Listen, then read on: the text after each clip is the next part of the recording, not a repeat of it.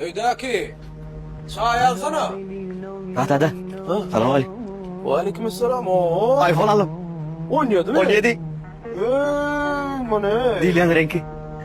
Pro mu? Max mi? Pro. Hadi Pro ya. 17 Pro. 128 GB. Bu ne?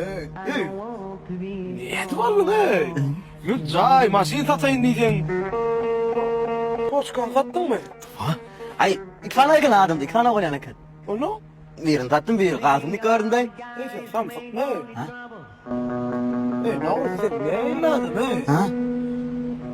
Ben sana ne terbiye verdim mi? Ne ettim ben? Öz teninden zat ayırıp var metal olmanlar mı? Ne akıllı adam sen oldun he? On tek çıktı ne ona mı ayıracak mı? Ayarsan.